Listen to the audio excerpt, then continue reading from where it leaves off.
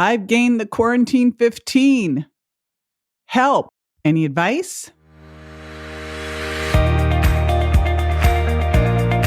This is JJ Virgin, 4-time New York Times bestselling author, celebrity nutrition expert, and fitness Hall of Famer. I've been on a lifelong quest for answers to the toughest health questions. And now I'm sharing what I found with you. Welcome to Ask the Health Expert. Marcy12 from Instagram says, JJ, I've gained the quarantine 15 and more, and I'm really struggling to get back to my pre-quarantine weight. Any advice? Hey, JJ here, and I am fascinated by weight loss resistance, everything that can get in the way of you losing weight and cause you to gain weight. And I believe that with quarantine 15, there are a variety of reasons that you could be struggling. And I'm going to cover this question. I can't just answer this question in one answer. So I'm taking it over all week. You're going to be hearing me address this. So stay tuned. I'll be right back with the answer.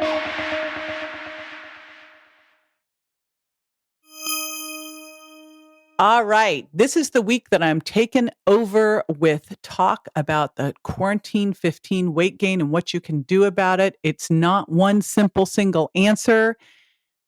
So this is actually answer number 4. We've talked about stress. We've talked about comfort food eating and that your body's not a bank account, it's a chemistry lab. We've talked about alcohol. Today we're talking about your gut. Now, I've already mentioned that stress can make your gut leakier.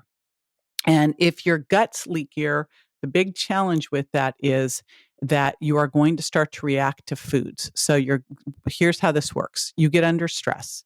And when you're under stress, you have lower stomach acid. You don't break down your food as well. Your gut gets more leaky and your food can get out. Undigested food particles can get out into circulation. Your body launches an immune attack, creates some low-grade inflammation. And first of all, we do not want our immune system working overtime on anything right now. We want our immune system ready, vigilant if we need it, right? Not dealing with the fact that you ate a pizza. So this is really important, as we don't want to get into that situation. But leaky gut inflammation actually is its own risk factor for weight gain. So that's a problem. Plus the fact that these food intolerances can make you crave the very foods that are hurting you and make you hold on to this inflammation. So this is problematic.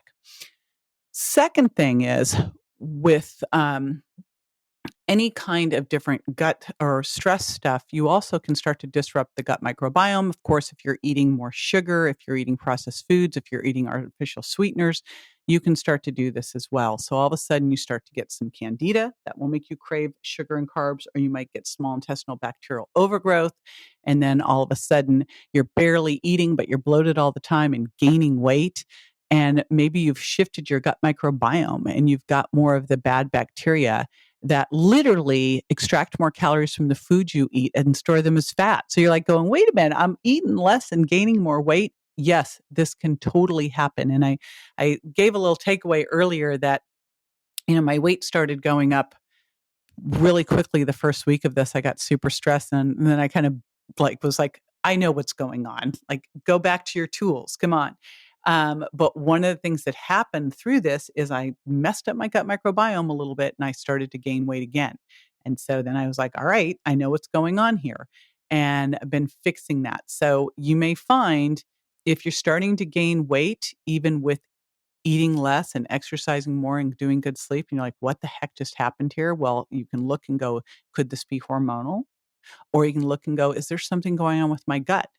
Big takeaways: gassy, bloated, whether you eat or not, gaining weight, even if you're eating very little, are big takeaways for that you might need to go back in there and balance your gut microbiome so that your body is able to go back to, burning off calories, burning off fat like it should.